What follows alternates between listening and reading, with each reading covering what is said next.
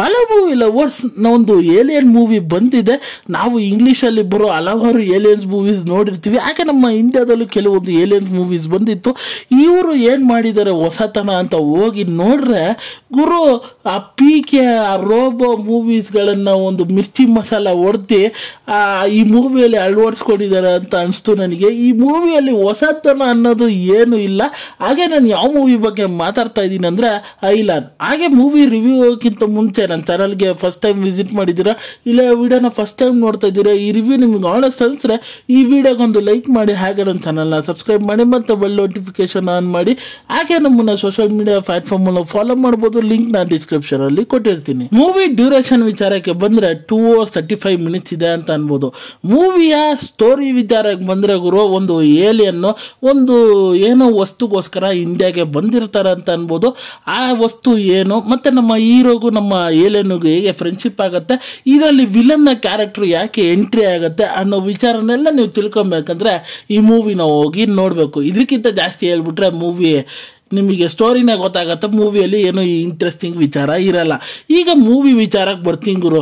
ಇದರಲ್ಲಿ ಸೇಮ್ ಅದೇ ಟಿಪಿಕಲ್ ವಿಚಾರಗಳೇ. ಒಬ್ಬರು ಸ್ನೇಹಿತರು ನಮ್ಮ ಹೀರೋ ನಮ್ಮ ಹೀರೋಯಿನ್ ಭೇಟಿ ಆಗ್ತಾರೆ, ಒಂದು ಲವ್ ಉಂಟಾಗತ್ತೆ. ಆ ಲವ್ ಜೊತೆ ಹೇಗೆ ಒಂದು ವಿಲನ್ನ ಎಂಟ್ರಿ, ಅದರಲ್ಲಿ ಫೈಟಿಂಗ್ ಸೀಕ್ವೆನ್ಸ್ಗಳು. ಇದರಲ್ಲಿ ಏನು ಎಕ್ಸ್ಟ್ರಾ ಅಂದರೆ ಆ ಏಲಿಯನ್ನ ಪಾತ್ರ, ಆ ಏಲಿಯನ್ನ ಕಾನ್ಸೆಪ್ಟು, ಅಷ್ಟು ಬಿಟ್ಟರೆ ಮೂವಿಯಲ್ಲಿ ಏನು ಹೊಸತನ ಇಲ್ಲ ಅಂತ ಅನ್ಬೋದು. ಈ ಫಸ್ಟ್ ಹಾಫ್ ಲಿಟ್ರಲ್ ಆಗಿ ಪ್ರಿಡಿಕ್ಟಬಲ್ ಆಗಿತ್ತು ಅಂತ ಅನ್ಬೋದು. ನನಗೆ ಯಾವುದು ಎಲ್ಲೂ ಮೂಮೆಂಟ್ಸ್ಗಳು ಇಲ್ಲ. ಆ ಏಲಿಯನ್ನ ಎಂಟ್ರಿ ಸೀನ್ಸಿಂತ ಇದ್ದು ಆ ಇಂಟರ್ವಲ್ ಬ್ಲಾಕ್ ತನಕನೂ ಮೂವಿ ನನಗೆ ಎಲ್ಲೂ ಎಕ್ಸೈಟ್ ಮಾಡಿಲ್ಲ ಅಂತ ಅನ್ಬೋದು. ಏನೋ ಒಂದು ಮೂವಿ ಹೋಗ್ತಾ ಇದೆ ನೋಡಬೇಕು ಅನ್ನೋ ರೀತಿ ನೋಡಿದೆ ಅಂತ ಅನ್ಬೋದು. ಸರಿ, ಆ ಕಾಮಿಡಿ ವಿಚಾರಗಳನ್ನಾರ ಫನ್ ಆಗಿರುತ್ತಾ ಅಂದರೆ ಅದೂ ಇಲ್ಲ ಅಂತ ಅನ್ಬೋದು. ಕೆಲವೊಂದು ಕಾಮಿಡಿ ವಿಚಾರಗಳು ನಗು ಬರ್ಸುತ್ತೆ. ಇದು ಕೆಲವೊಂದು ಕಾಮಿಡಿ ವಿಚಾರಗಳು ಅವ್ರು ಕಾಮಿಡಿ ಮಾಡ್ತಾ ಇದ್ದಾರೆ ಅನ್ನೋದು ರೀತಿ ನಮಗೆ ಫೀಲ್ ಆಗತ್ತೆ ಅನ್ಬೋದು. ಆಗಿ ಆ ಫಸ್ಟ್ ಹಾಫ್ ಅಲ್ಲಿ ಕೆಲವೊಂದು ಲವ್ ಟ್ರ್ಯಾಕ್, ಆ ಲವ್ ಸೀನ್ಸ್ ಗಳೆಲ್ಲ ಬರುತ್ತೆ. ಯಾಕಾರ ಈ ಮೂವಿಯಲ್ಲಿ ಇಟ್ಟಿದ್ದೀರೋ ಅನ್ನೋ ರೀತಿ ನನಗೆ ಫೀಲ್ ಆಯ್ತು ಅಂತ ಅನ್ಬೋದು. ಮೂವಿ ಕಾನ್ಸೆಪ್ಟೇ ಇರೋದು ಬೇರೆ. ಇವು ಟ್ರ್ಯಾಕು ಆ ಕಡೆ ಈ ಕಡೆ ಬೇರೆ ಕಡೆ ಎಲ್ಲ ಕಡೆ ಹೋಗಿ ಮೂವಿಯಲ್ಲಿ ಕಡೆಗೆ ನಾವು ಏಲಿಯನ್ ಕಾನ್ಸೆಪ್ಟಲ್ಲಿ ಇದ್ವಲ್ಲ ಅನ್ನೋ ರೀತಿ ಆ ಇಂಟರ್ವಲ್ ಅಲ್ಲಿ ಬಂದು ಏಲಿಯನ್ ಕಾನ್ಸೆಪ್ಟಿಗೆ ಬಿಟ್ರು ಅಂತ ಅನ್ಬೋದು. ಸರಿ, ಮೂವಿ ಸೆಕೆಂಡ್ ಹಾಫ್ ಅಲ್ಲಿ ಏನು ಮಾಡಿರ್ಬೋದು ಅನ್ನೋದೊಂದು ಕ್ಯೂರಿಯಾಸಿಟಿ ಇತ್ತು.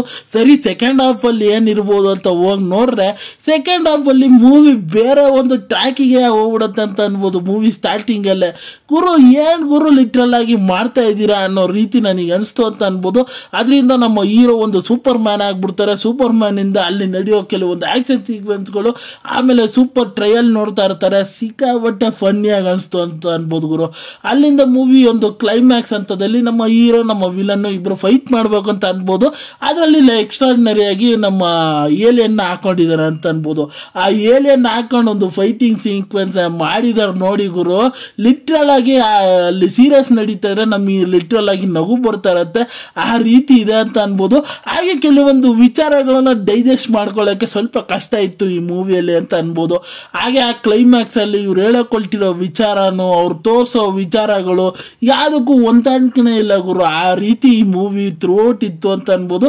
ಲಿಟ್ರಲ್ ಆಗಿ ಡಿಸಾಸ್ಟರ್ ಆಗಿದ್ದು ಅಂತ ಅನ್ಬೋದು ನಾನಂತೂ ಈ ಮೂವಿ ನೋಡಾದ್ಮೇಲೆ. ಅದ್ರ ಜೊತೆ ಆ ಬ್ಯಾಕ್ ಗ್ರೌಂಡ್ ಮ್ಯೂಸಿಕ್ ಗುರು ಐಲಾನ್ ಐಲಾನ್ ಐಲಾನ್ ಅಂತ ಹೇಳ್ಕೊಂಡು ಆ ಸಾಂಗ್ಸ್ಗಳು ಏನೋ ಹೇಳ್ಕೊಳ್ಳೋ ರೀತಿ ಇರಲಿಲ್ಲ, ಒಂದು ಆವ್ರೇಜ್ ಆಗಿತ್ತು ಅಂತ ಅನ್ಬೋದು. ಹಾಗೆ ವಿಜುವಲಿ ಕೆಲವೊಂದು ಭಾಗದಲ್ಲಿ VFX ಮಾಡಿದ್ದಾರೆ. ಇದ್ಯಾವ್ದು ಗುರು VFX ಒಳ್ಳೆ ಚಿಕ್ಕ ಮಕ್ಕಳು ವಿಡಿಯೋ ಗೇಮ್ ಮಾಡ್ದಂಗೆ ಅನ್ನೋ ರೀತಿ ಫೀಲ್ ಆಗತ್ತೆ ಅಂತ ಅನ್ಬೋದು. ಆದರೆ ಏಳನ್ನ ಪಾತ್ರ ಚೆನ್ನಾಗಿ ಡಿಸೈನ್ ಮಾಡಿದ್ದಾರೆ ಅಂತ ಅನಿಸ್ತು ನನಗೆ. ಹಾಗೆ ಮೂವಿಯಲ್ಲಿ ಡೈಲಾಗ್ಸ್ಗಳು ಇನ್ನೊಂಚೂರು ಇಂಪ್ರೂವ್ಮೆಂಟ್ ಬೇಕಾಗಿತ್ತು ಅಂತ ಅನಿಸ್ತು ನನಗೆ. ಕೆಲವೊಂದು ಭಾಗದಲ್ಲಿ ನೀವು ರೋಪಾಕ್ ಮಾಡ್ತಾ ಇದ್ದೀರಾ ಅಂತ ಫೀಲ್ ಆಗೋ ರೀತಿ ಮಾಡಬಾರ್ದು ಅಂತ ಅನ್ಕೊಂತೀನಿ. ಯಾಕಂದ್ರೆ ಪ್ರತಿಯೊಂದು ಸೀನ್ಸ್ಗಳಲ್ಲೂ ಸುಮ್ಮನೆ ಹಿಂಗೆ ಆರೋ ಸೀನ್ಸ್ಗಳಾಗಲಿ, ಹಿಂಗೆ ಒಂದು ತೇಳೋ ಸೀನ್ಸ್ಗಳನ್ನಾಗಲಿ ಆ ರೋಪ್ ಸನ್ನಿವೇಶಗಳು ಕ್ಲೀನಾಗಿ ಗೊತ್ತಾಗ್ತಾ ಇದೆ ಅಂತ ಅನ್ಬೋದು. ಇನ್ನೂ ಅದನ್ನ ಬೆಟರ್ ವರ್ಕ್ ಮಾಡ್ಬೋದಾಗಿತ್ತು. ಆಕ್ಷನ್ ಸೀಕ್ವೆನ್ಸ್ಗಳನ್ನು ಇನ್ನೂ ಬೆಟರ್ ಆಗಿ ಮಾಡ್ಬೋದಾಗಿತ್ತು ಗುರು. ಲಿಟ್ರಲ್ ಆಗಿ ಅದನ್ನ ಆಕ್ಷನ್ ಸೀಕ್ವೆನ್ಸ್ ಅಂತ ಕರೆಯೋಕ್ಕೆ ಬೇಜಾರಾಗ್ತಾ ಇದೆ. ಆ ರೀತಿ ಮೂವಿಯಲ್ಲಿ ಇತ್ತು ಅಂತ ಅನ್ಬೋದು. ಹಾಗೆ ಕತೆ ವೈಸು ಇನ್ನೊಂಚೂರು ಚೆನ್ನಾಗಿ ಡೆವಲಪ್ ಮಾಡ್ಬೋದಾಗಿತ್ತು. ಅದಿನ್ನೂ ಬೆಟರ್ ಆಗಿ ಇರ್ಬೋದಾಗಿತ್ತು ಅಂತ ಅನಿಸ್ತು ನನಗೆ ಮೂವಿಯಲ್ಲಿ. ಹಾಗೆ ಈ ಮೂವಿಗೆ ನನಗೆ ಒಂಥರ ಆವರೇಜ್ ಆಗಿತ್ತು. ಹಾಗೆ ಈ ಮೂವಿಗೆ ನನ್ನ ರೇಟಿಂಗ್ ವಿಚಾರಕ್ಕೆ ಬಂದರೆ ನಾನು 5ಗೆ 2.5 ಸ್ಟಾರ್ ಕೊಡ್ತೀನಿ ಅಂತ ಅನ್ಬೋದು. ಖಂಡಿತ ಇದು ಮೂವಿ ಚಿಕ್ಕ ಮಕ್ಕಳಿಗೆ ಇಂಪ್ರೆಸಿವ್ ಆಗಿ ಆಗಿರುತ್ತೆ, ಚಿಕ್ಕ ಮಕ್ಕಳಿಗೆ ಇಷ್ಟ ಆಗ್ಬೋದು ಅಂತ ಅನ್ಬೋದು. ಹಾಗೆ ಈ ಮೂವಿ ಒಂದು ಫ್ಯಾಮಿಲಿ ಫ್ರೆಂಡ್ಲಿ ಮೂವಿನೇ, ಆದರೆ ನಾನಂತೂ ಸಜೆಸ್ಟ್ ಮಾಡಲ್ಲ, ಹೋಗಿ ನೋಡಿ ಅಂತ. OTT ಯಲ್ಲಿ ಬಂದಾಗ ಒಂದ್ಸತಿ ಹೋಗಿ ಟ್ರೈ ಔಟ್ ಮಾಡಿ ಅಂತ ಹೇಳ್ತೀನಿ. ಹಾಗೆ ಈ ರಿವ್ಯೂ ನಿಮಗೆ ಅನಿಸಿದ್ರೆ, ಈ ವಿಡಿಯೋ ಇಷ್ಟ ಆಯಿತು ಅಂದರೆ ಈ ವಿಡಿಯೋಗೊಂದು ಲೈಕ್ ಮಾಡಿ, ಹಾಗೆ ನನ್ನ ಚಾನಲ್ನ ಸಬ್ಸ್ಕ್ರೈಬ್ ಮಾಡಿ, ಮತ್ತು ಬೆಲ್ ನೋಟಿಫಿಕೇಶನ್ ಆನ್ ಮಾಡಿ. ನಿಮ್ಮ ಅನಿಸಿಕೆ ಅಭಿಪ್ರಾಯ ಏನೇ ಇದ್ರೂ ಕಮೆಂಟ್ ಮೂಲಕ ತಿಳಿಸ್ಬೋದು. ಈ ವಿಡಿಯೋ ಇಷ್ಟ ಆಯಿತು ಅಂದರೆ ಎಲ್ಲರಿಗೂ ಶೇರ್ ಮಾಡಿ. ಮತ್ತೆ ಮುಂದಿನ ರಿವ್ಯೂ ಅಲ್ಲಿ ಸಿಗ್ತೀನಿ. ಅಲ್ಲಿ ತನಕ ನನ್ನ ಚಾನಲ್ಗೆ ಸ್ಟೇ ಟ್ಯೂನ್ ಆಗಿರಿ. ಹಾಗೆ ನಮ್ಮನ್ನು ಸೋಷಿಯಲ್ ಮೀಡಿಯಾ ಪ್ಲಾಟ್ಫಾರ್ಮಲ್ಲೂ ಫಾಲೋ ಮಾಡ್ಬೋದು.